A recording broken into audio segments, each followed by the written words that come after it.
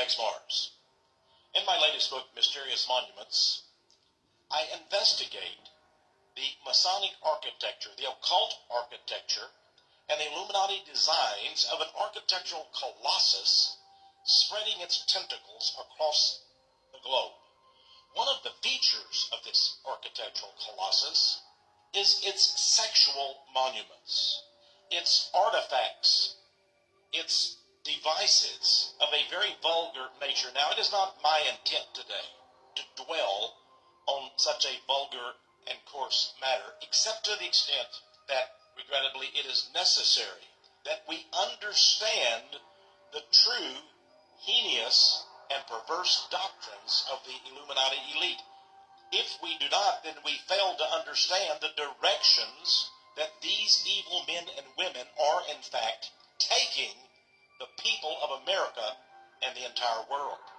And so, this study today is entitled Baal's Shaft, Cleopatra's Needle, and Other Phallic Idols and Sexual Monuments Erected and Planted in America and around the world.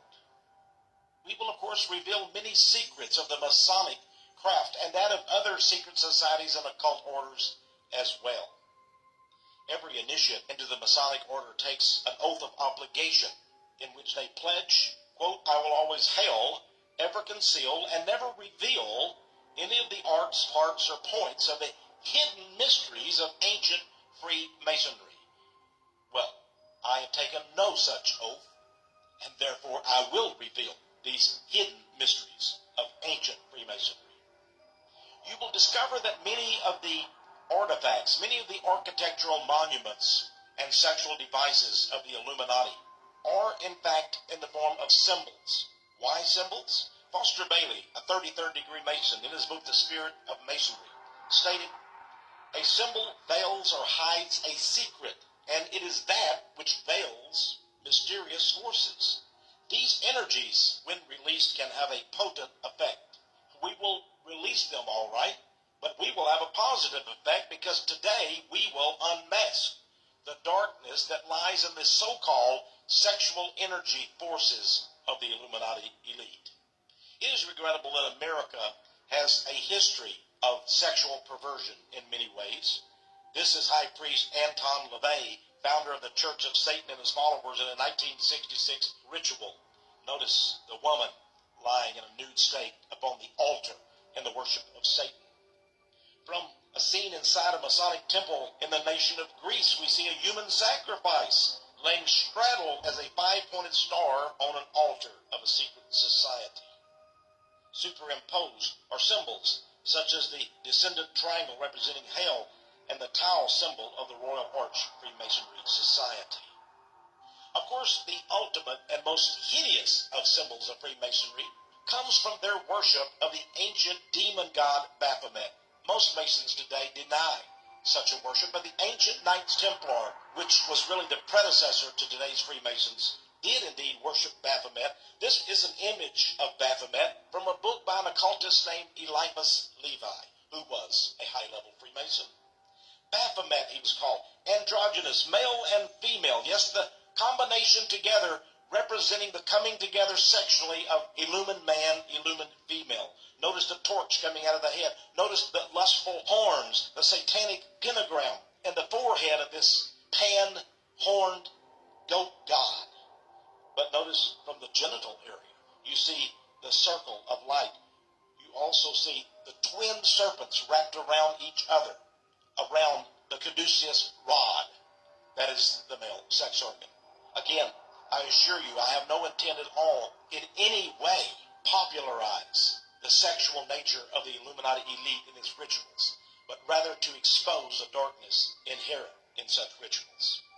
Now, this Baphomet symbol can be understood by reference to this drawing of the cosmic nature of man by Rosicrucian member, the Englishman Robert Flood, many years ago.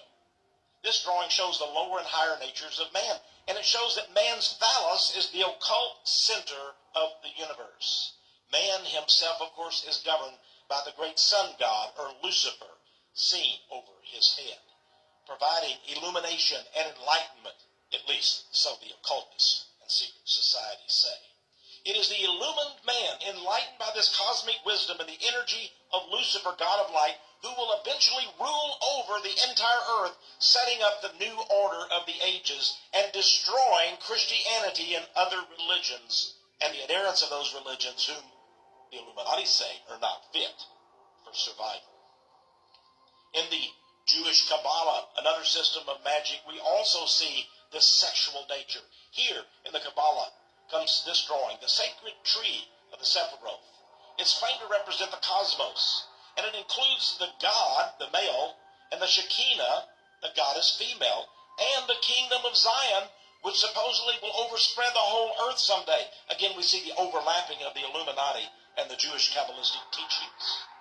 And the foundation of all things, as in all the occult societies, sexually, is the male genitals, the sex generative process. Notice, the very word foundation is found in the phallus area of the great God of the Kabbalah. Now, this is the doctrine of the occult, that sex is the very energy principle of the universe. And through this sexual feature, that in the ancient temples, in Egypt, in Rome, in Greece, yes, even in China and South and Central America, the sexual ritual, the yoking together of the male and female, became a central focus and practice. And what monument became representative of this hideous sexual ritual, supposedly that linked men and women to the gods and the goddess? The obelisk.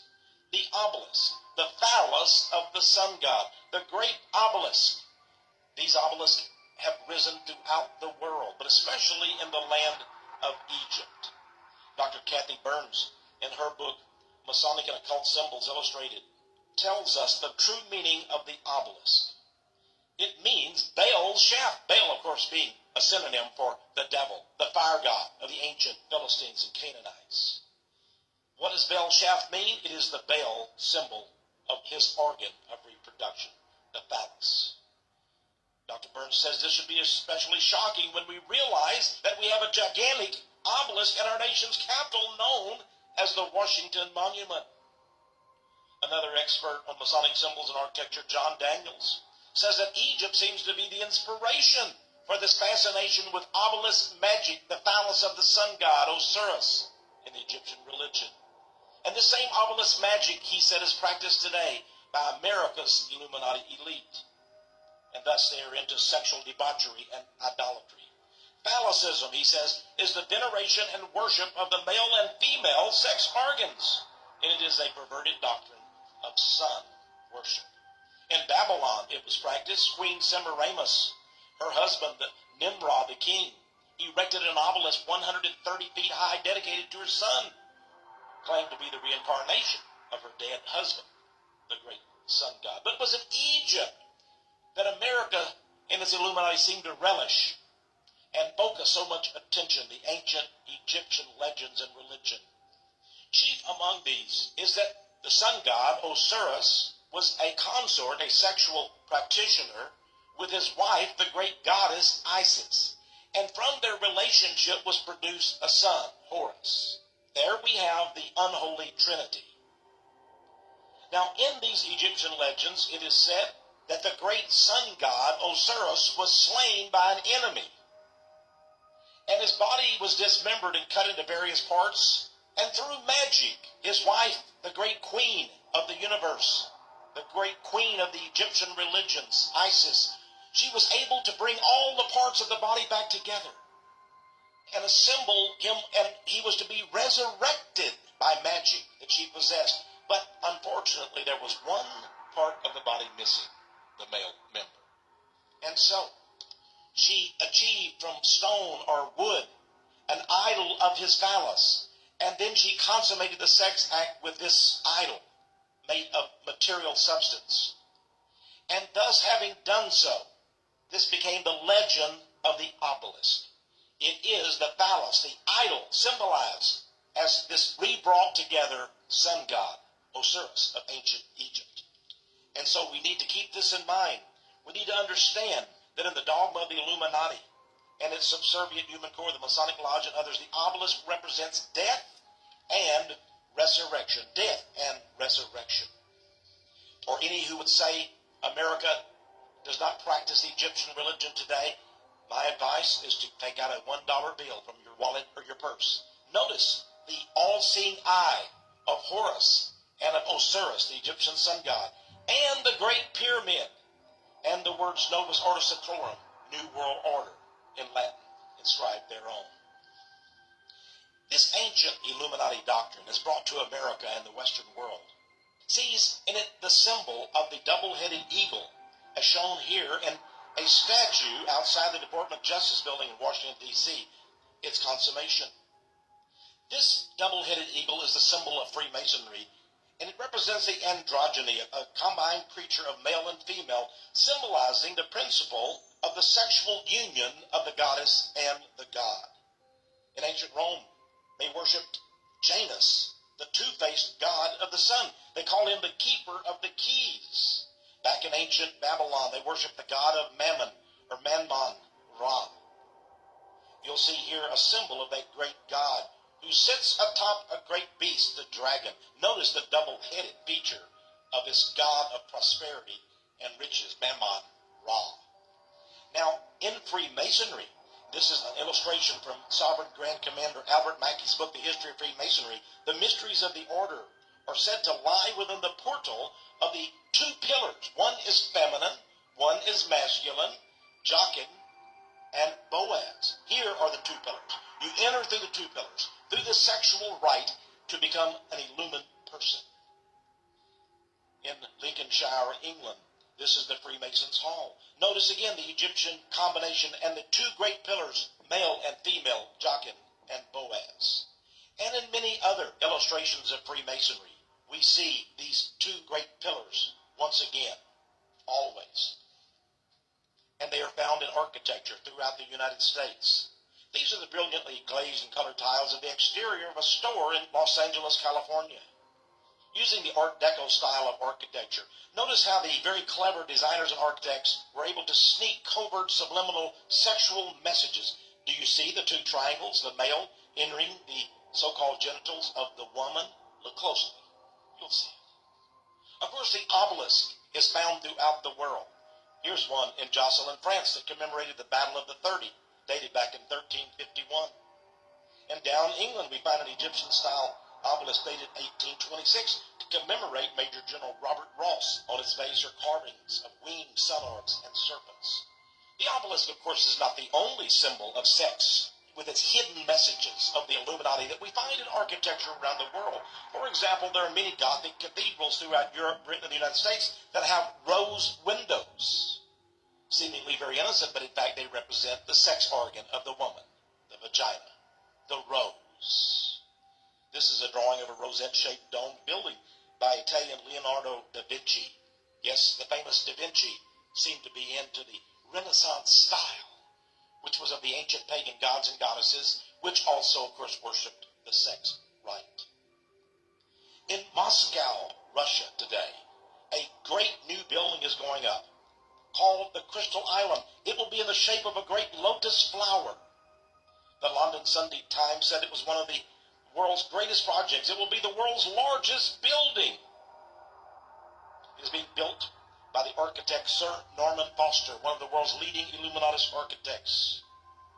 701 meters in diameter, costing over $4 billion. It will have 900 luxury apartments, 3,000 hotel rooms, a fitness complex, a museum, and an international school for 500 students, and countless retail stores. Why the lotus flower?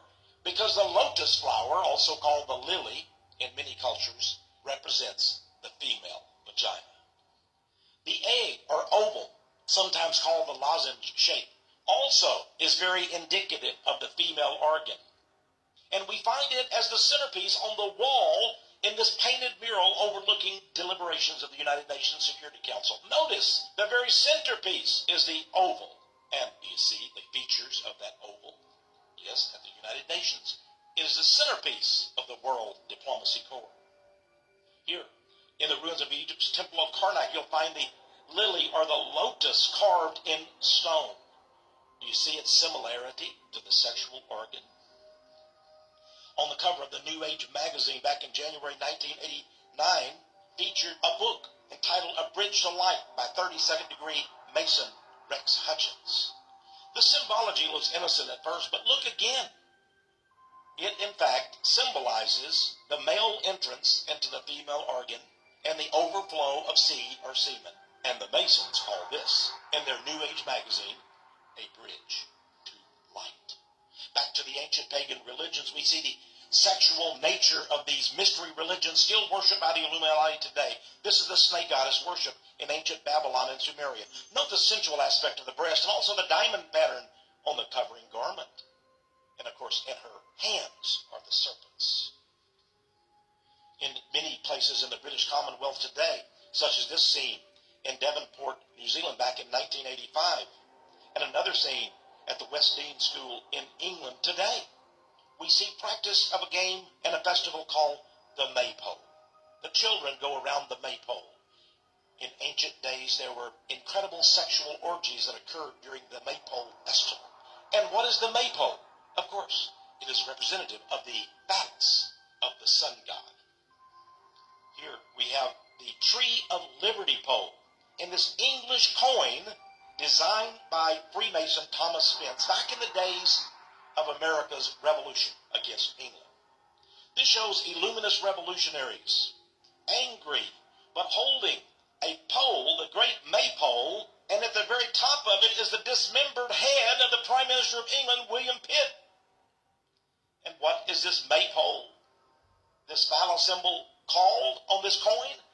The Tree of Liberty. Egyptian temples, of course, were beautifully painted and had these great columns that symbolize the phallus of the various gods, and especially of Osiris. Osiris, the sun god, and also the lord of the underworld. And this same symbol became prominent throughout the pagan world.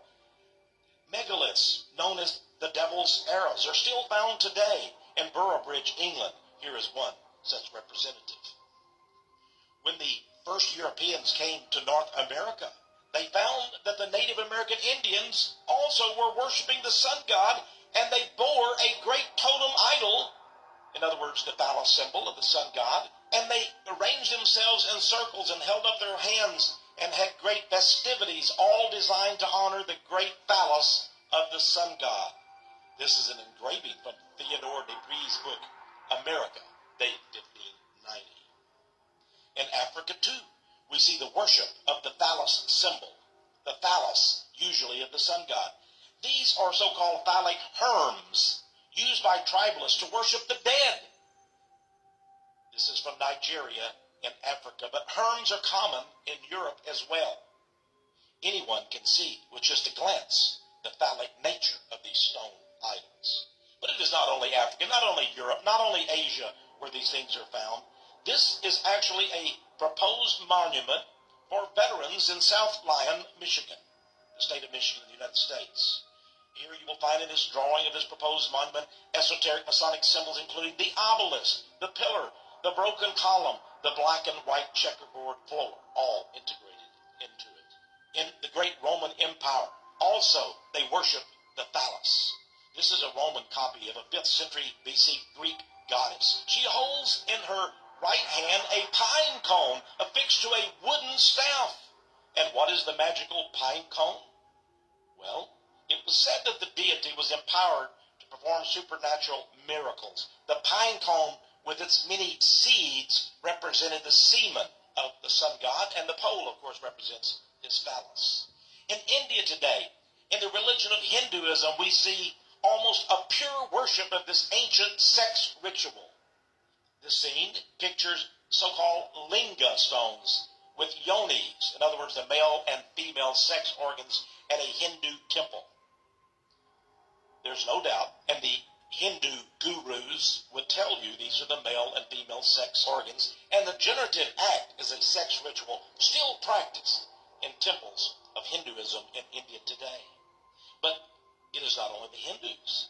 Believe it or not, this carved column displays innumerable phalluses, and it is in the ceiling of a hall of private audience, a royal palace built by Akbar the Great way back in the 16th century. He was the Mughal emperor of India. But Akbar was a Muslim, yet he took many Hindu wives into his harem, and he decorated the walls of his palace with images of Hindu animal deities. I might mention that this is expressly prohibited by Islamic law, but it did not stop Akbar. Akbar was a ruthless man as well as a sexual pervert. He once slaughtered 40,000 civilians, and he built towers from which he hung their decapitated heads. But he was sexually titillated, biographers say, by Hindu tales of the sexual exploits of their many gods and goddesses. And so he built this hall of private audience for his sexual rituals called Tantra in the Hindu religion. And these multiphalic columns added visual inspiration to his ritual acts. In the days of the early Christians in Rome, the great god of the sun, Mithra, was the chief competitor to the new religion of Christianity. Here on the stone relief in Modena, Italy, we see this mysterious worship and the sensuous nature of the god Mithra, with all the zodiacal creatures and symbols surrounding him. Inside, the fertile symbol also of the oval or the egg. Many say that Islam today is almost a Puritan religion. But perhaps unbeknown even to Muslims, their very mosques display the inherent sexual nature of this religion.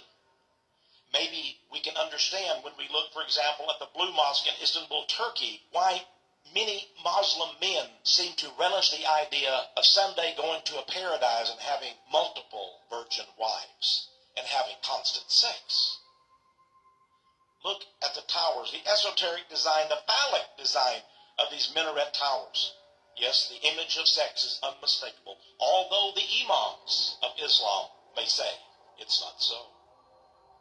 In America, of course, many in the Illuminati, especially the Illuminati bloodlines, have many of these same symbols and the artwork and the architecture that relate back to this sexual ritual religion of the ancient mystery religions. The Vanderbilts, for example, reportedly treasured and loved this painting, The Toilet of Venus. It was painted back in 1751 by French artist Francois Boucher. They donated it in 1920 to New York's Metropolitan Museum of Art. Can we find relics of this sexual religion today in places such as Washington, D.C., the federal city, the capital of the United States of America? Indeed, we can. In fact, they inhabit the city, and they are found everywhere. This is a goddess reclining on the rich wooden sculpture that graces an arch inside the United States Supreme Court's reading room. She holds in her right hand the ram's head capital of a pillar, a sexual image that denotes her authority as lawgiver. The goddess as lawgiver for America on top of the United States Capitol. This goddess reigns. She stands atop the U.S. Capitol, a goddess, and she is found elsewhere in Washington, D.C. as well. USA Today newspaper carried this news item with the headline, "Semi-Nudes Lead to Cover-Up at the Justice Department." It seems that George W. Bush, as president, his new Attorney General John Ashcroft was embarrassed by the naked statues of the goddesses at the Justice Department. And so, not wanting the dumbed-down American populace, I suppose, to know what's going on in their capital city in regards to mystery architecture, Attorney General Ashcroft ordered the sexual features of these goddess statues to be covered with material, with fabric. But as soon as he left, I understand the fabric was taken off. And so we still have the nude statues inside the Justice Department. But at the Library of Congress and throughout Washington, D.C., and this goddess figure, this sensuous, lustful goddess that can be traced all the way back to Babylon, Egypt, Rome, Greece, China, Mesoamerica, South and Central America, where they also worship this sexual goddess, can be found around the world. Here we have the University of Texas at Austin's Tower. But there is a great fountain not far from it, and you see the image of the goddess of victory, the winged goddess of victory at this fountain. It was, by the way, at the very top almost of this tower where a madman, Charles Whitman, wielding rifles and pistols in the 60s, killed, shot, or wounded 45 victims. In Paris, France, we find the Fountain of Victory, another fountain of the goddess. Notice the goddess at the very top, holding in her hands a circular wreath, but she stands on top of a phallic pole or tower. noted Illuminist architect Jean-Jacques Lecoq in the late 18th century, during the horrors of the bloody French Revolution, came up with this design for a stunning phallic monument dedicated to those citizens who were not taken to the guillotine and who were faithful to the principles of the revolution of the Illuminati in France. Notice the phallus shaft, which has the wings of an angelic being, and the serpentine spiral garland going up the phallus pole, representing, of course, the serpent and Lucifer's influence. You find sometimes phallic architecture, sexual monuments, in the most unusual, unexpected places. Take, for example, the Disney movie, The Little Mermaid. It evidently is not enough that the movie was advertised with this poster, which has certain, should we say, suggestive images. But The Little Mermaid, that was designed supposedly as a movie for children, has other images. Are they innocent? Well, you judge for yourself. Here we see a video cover of the Little Mermaid sitting on the lap of her beau, maybe innocent. But in the background you see King Midas and some demonic figure to the right, and there is a great, fabulous fantasy castle under the sea. Look closely. Yes, let's look a little closer at this fantasy castle, this shimmering, golden, light-filled architectural structure. Do you see it? Oh, yes. Could that be? Well, again, you decide for yourself what you're seeing here. Disney, of course, officially says no. This is simply an accident, not intended by the artist for the movie The Little Mermaid. We go across America and the world and we see other images. This is Mercury. Yes, the great god Mercury. Sometimes she was pictured as a he, sometimes as a she, holding a torch of enlightenment. Yes, the symbol of the Illuminati. And where can this be found?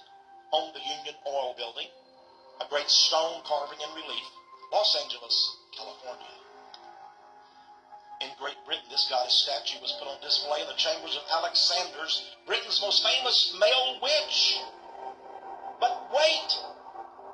Here we find another statue of the goddess. This is a proposed statue, not built yet.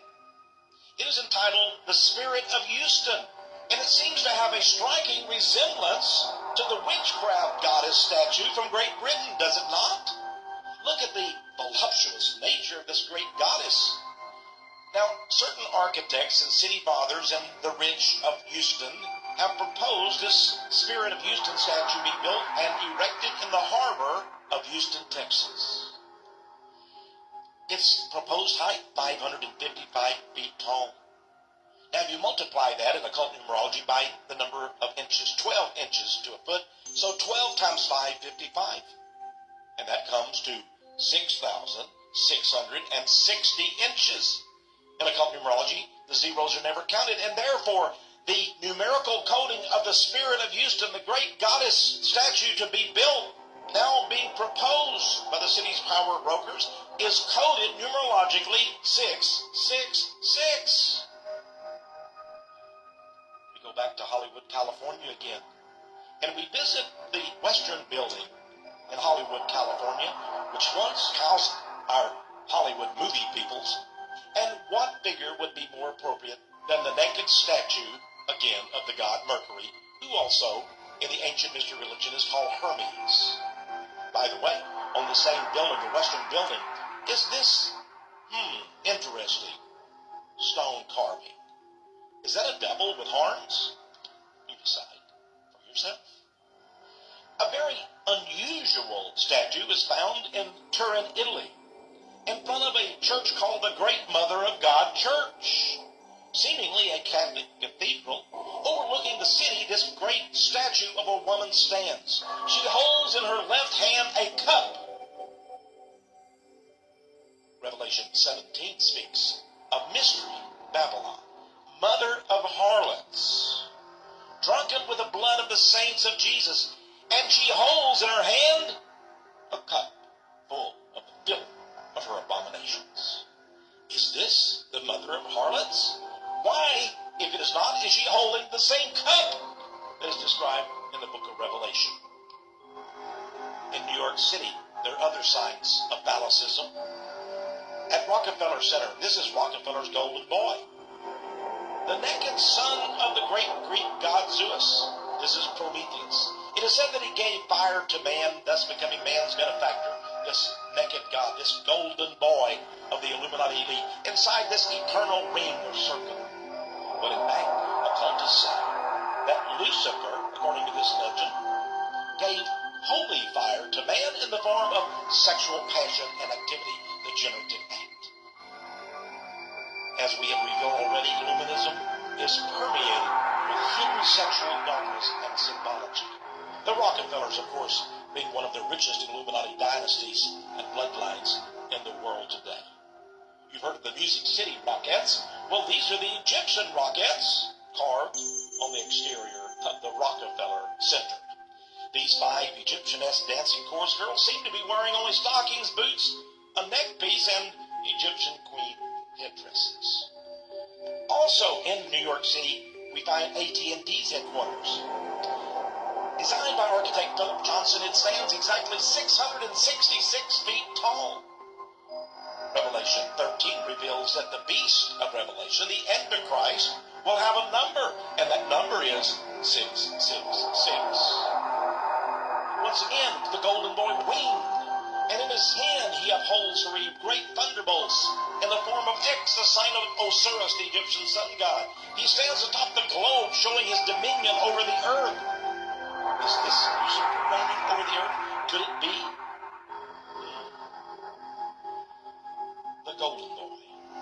AT&T, however, says no. This is the spirit of communication.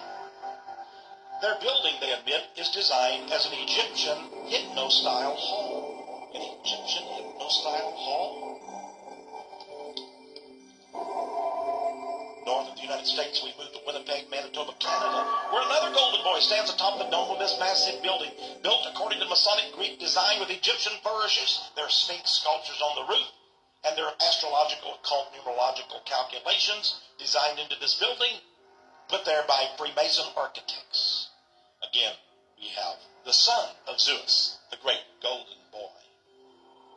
But it is in the United States where we find the most interesting of monuments, again, returning to the obelisk. It seems the Americans learned of the obelisk from Great Britain.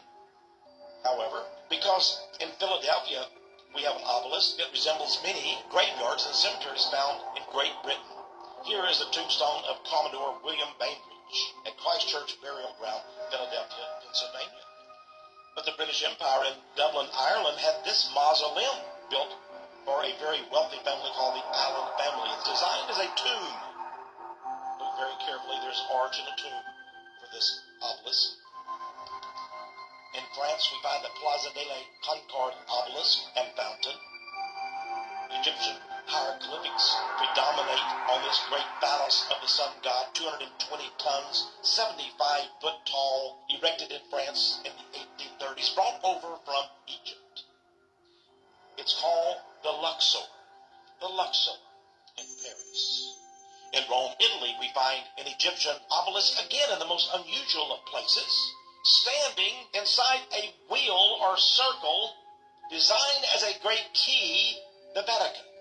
Here we have the Pope of Rome with his fish-shaped, that's right, Dagon, the fish god-shaped head, looking out over the throngs of Catholic faithful who are gathered around the obelisk and the sun wheel during his annual New Year's Day speech and blessing.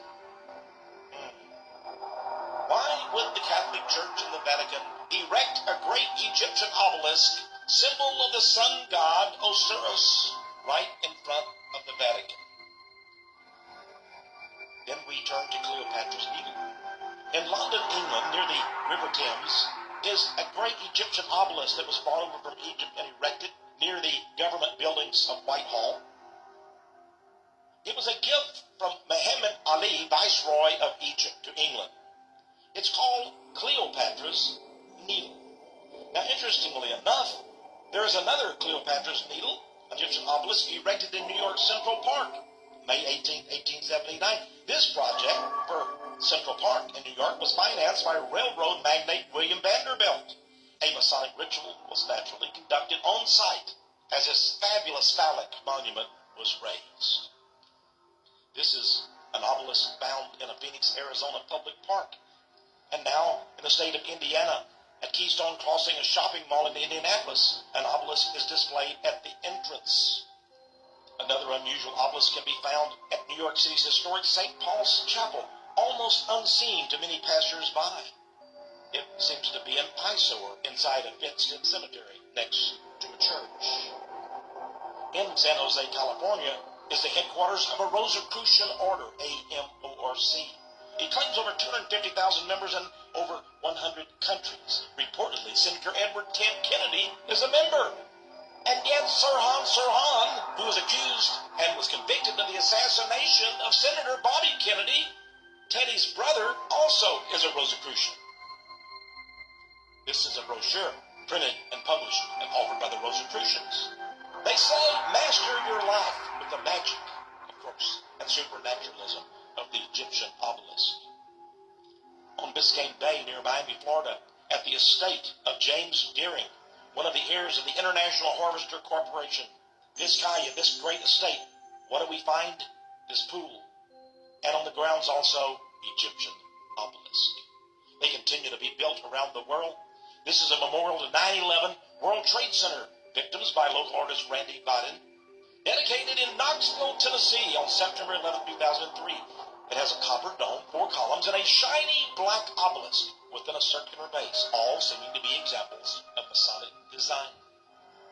It is said that the Washington Monument in Washington, D.C. is the world's tallest standing obelisk, but some say not so.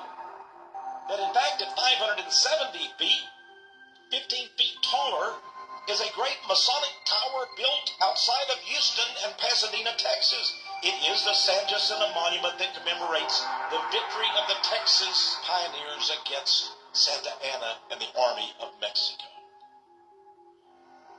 Some say, however, it's technically not an obelisk, but we do see the great Masonic star at the very top. The Lone Star, of course, is the same as the blazing star of Freemasonry. And now let's turn to that Washington Monument and study it a bit. The word obelisk comes from the Greek obeliskos, which means pointed pillar. Barbara Walker, in the reference book entitled The Women's Dictionary of Symbols and Sacred Objects, says that the old joke that calls the United States' largest modern obelisk Washington's greatest erection is not so incongruous after all, because the original Egyptian obelisks were quite seriously conceived as phallic. The towering height of the Washington Monument is indicated as we see a Continental Airlines aircraft descending toward Reagan National Airport. 555 feet tall. Again, multiplied by 12 inches, you get 6,660 inches.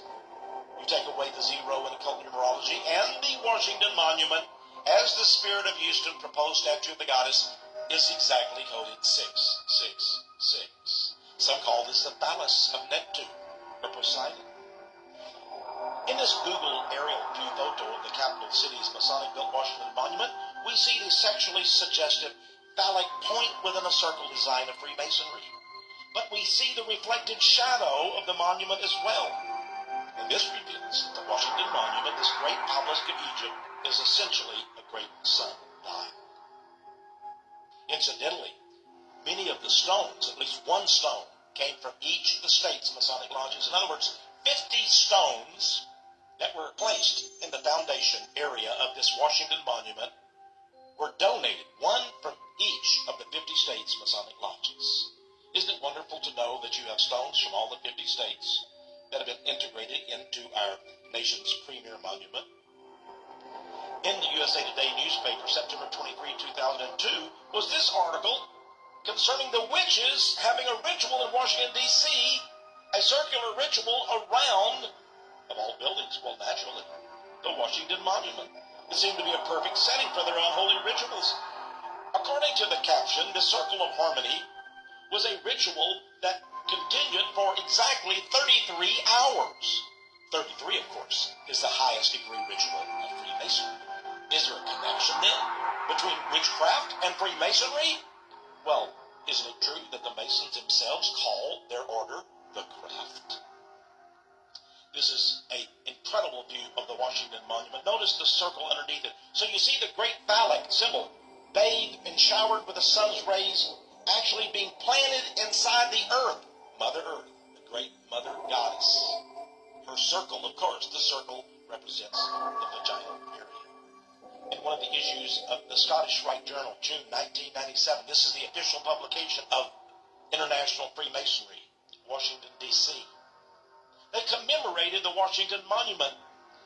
Notice the words, Freemasonry celebrates the Washington Monument. They talk about it being a Masonic tradition, and they discuss the Masonic stones that I told you about, the 50 that come from the States. The Freemasonry order also solves the riddle of the number 555. Here we have a Masonic tracing board with many symbols related to the Illuminist dogma regarding the death of self and resurrection in the third degree of the lodge. The candidate in that degree is transformed into a type of deity. Observe that the tracing board displays the numbers 555 on the casket, laid out in the form of a triangle V. And so, this 555 represents death and regeneration, as does the great Egyptian obelisk and the Washington Monument. If we go back to the time of the founding fathers of the United States of America, we find more examples of the Egyptian obelisk and of this Masonic mystery religion. This is an obelisk erected in Boston in 1766, with images, however, of King George and Queen Charlotte of Great Britain. But the most incredible, shocking, mind-numbing monument of all is George Washington's tomb, or should I say, Egyptian mausoleum. This is a drawing from a book entitled Clausen's Commentaries on Morals and Dogma, authored by Henry C. Clausen, 33rd degree, Sovereign Grand Commander of Freemasonry. The numbers give you indication of the various monuments. Now, the number 2 is the Egyptian queen. She is said in the Freemasonry legend was the queen of King Solomon of ancient Israel. Now, the number 3 represents the palace of King Solomon. And across the courtyard, you'll see the 2 great obelisks and the residence, the mansion, you might say, the palace of the queen, Solomon's betrothed, as number 2. So recall this now again. Going inside the walled city of Jerusalem, the holy city, you come to the queen's palace, number 2, and in front of it, of course, at the entrance are the 2 great Egyptian obelisks. Now compare that design in a Masonic textbook with this one done by French Illuminist architect Gaete, a contemporary of Jefferson, Madison, and other American founding fathers. Notice the Egyptian theme. This is a sketch by the artist for a structure. It is built, notice, on the model of the Egyptian temple at Thebes, with, again, the queen's palace and the twin obelisks. And now we go to the actual tomb, or the mausoleum, of President George Washington at Mount Vernon, his estate. Notice the very same thing. The twin obelisk and the Egyptian queen's palace, where his body is interred. What we have here is a picture of the dead president enters into the womb of the goddess, from which he will be reborn and regenerated and reincarnated. It was not only George Washington, but seemingly many others of the early American founding fathers. This is a Bunker Hill monument in Charleston, Massachusetts. Until the Washington Monument, this is the highest obelisk in the world, built by prominent Freemasons, completed in 1843, made of granite. More than 150,000 people, according to newspapers at the time, attended the opening ceremony and ribbon cutting for this incredible structure. Famous American orator Daniel Webster gave the keynote speech, and he made clear this was a sexually designed monument. This, by the way, is another granite obelisk in a place called Washington Square in Charleston, South Carolina. It commemorates the Confederate soldiers of this area who served under General Robert E. Lee during the Civil War. Exactly 45 feet tall. 4 plus 5 equals 9. And 9, the number is ceiling. The number 666. 6 plus 6 plus 6 equals 18. 1 plus 8 equals 9. In this great tomb, the Lincoln tomb, at Oak Ridge Cemetery in Springfield, Illinois, we find the body of USA President Abraham Lincoln. And what is his architectural form? A great Masonic and Egyptian obelisk. According to the record books, the assassination of Lincoln at his coronary, the coroner found in Lincoln's pants pocket a talisman, a small obelisk charm. It appears that Lincoln believed in the powers of the obelisk for resurrection, and who knows, perhaps erection. Can we prove that other founding fathers also were implicated with this sexual phallus symbol, the Egyptian obelisk? We can indeed. This obelisk is the gravesite of President and founding father James Madison. And this one is the Egyptian obelisk gravesite of Thomas Jefferson. Jefferson was not a Freemason. However, in his writings, Jefferson effusively praises Adam Weishaupt, the Bavarian founder of the Order of the Illuminati. According to Jefferson, Weishaupt was a wonderful man, in fact, quote, a great philanthropist. Let us now take a modern journey to phallic sexual monuments across the world. We'll even visit and take a look at a few of the architects, perhaps, of this incredible architecture. This, I am told, is the actual logo and symbol of a noted architect from Chesterfield, Missouri. Take a look at this. Notice his logo. What does that signify? Do you see it? And what is his name? Can this be true? Dick Bush Architects? Timeless designs for today's lifestyles? Is this some kind of joke? Illuminist architect Mies van der Rohe, who says that architecture exhibits the will of the age, is shown here with a very sexy model companion, pointing out some of the finer things of one of his designs. This is a proposed architectural design by Frenchman Ledoux. It demonstrates the phallic sexual doctrine and worship of the generative act by the Masons and other Illuminists. It's entitled, believe it or not, Temple of Sexual Instruction. The design speaks for itself. Jean Nouvel was winner of the 2008 Pritzker Architectural Prize. For what architectural achievement did he win this prize? Well, Barcelona, Spain's Akbar Tower. This is that tower. Does it resemble anything that you can imagine or think about? It is said that Barcelona, Spain, has been called the city of the phallus due to its many phallic-related architectural objects. But even in the United States, in San Diego, California, a controversy was ignited, according to the San Diego Union Tribune newspaper, because of the proposed building of this structure, which, according to the newspaper, looks like a giant phallus. The newspaper commented on the organic form of the monument. Voters on an architectural internet website chose this building, the new state capitol in Florida, as the world's most phallic building. I think I can understand why, can't you? We traveled to Brasilia, Brazil to see the Secretariat building, which also has phallic symbology. In Ypsilanti, Michigan, this water tower certainly deserves mention, as does this item on a street in the city of Portland, Oregon. And so we have taken a tour around the world, and we've seen only a small portion of the phallic architecture of the Illuminati and its many sexual monuments, all of which can be traced back to the mystery religions of the ancients. Is this a vulgar group of men? Yes, it is. Is it a sensuous, perverted group of men? Yes, they are. But more dangerous than their sexual doctrines and sexual rituals is their goal of overtaking humanity and creating what they call the new order of the ages. Their goal, destroy most of humanity and set up a great global plantation of the super rich. Will this goal be accomplished? Maybe so.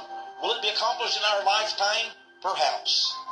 But will it last? Will it stand? What did God say about it? This is Tex Mars, and thank you for viewing this documentary on Belshazzar and Cleopatra's Needle.